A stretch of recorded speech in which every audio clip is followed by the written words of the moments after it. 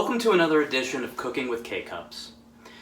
Have you ever been in a situation where you have no money and almost no groceries in your kitchen and you have a guest coming over? Sure you have. We've all been there. Well, I have a recipe that's going to knock the socks off of your guest and save you tons of money in your pocket. It's a cioppino tomato soup. Let's get started. The cioppino tomato soup comes from Italy. In fact, it's from a small village called Marche, which is where I believe Mark Wahlberg is from. And like most spaghetti recipes, this soup calls for 4 simple ingredients. We'll want to start off with the base for our soup. Did you know that ketchup is made from tomatoes? Who knew?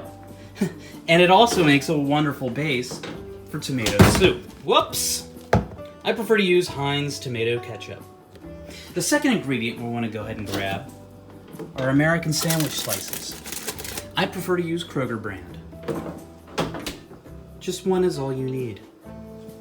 The third ingredient we're going to want are kidney beans. I prefer to use light red kidney beans from Kroger. And our last ingredient are sardines. I prefer to use the Northern Catch, but we don't have those today. Now that we have all of our ingredients ready, we'll go ahead and start on the base. We're going to take our ketchup and we're going to put, well, that's about half of a bottle into a pot. Just 1 second.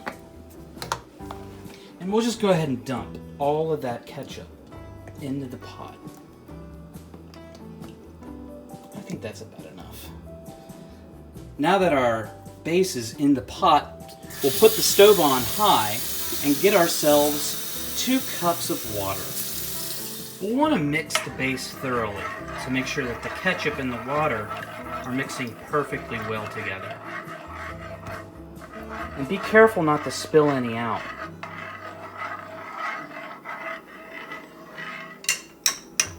Once you believe it's thoroughly mixed, go ahead and put the top on and let that simmer for 15 minutes until it reaches boiling.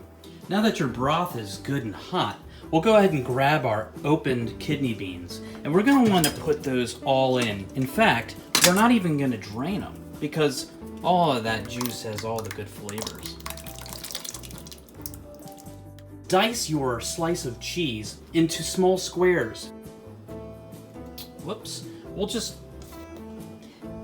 We'll place those in. Now what we're going to want to do is make sure that we chop up our sardines good. We want them to be all nice and separated. And then we'll take them and place them as well into the pot. And of course, don't drain them. You want all of that flavor in there. Now, we'll go ahead and stir this up. And we'll let this cook for another 15 minutes.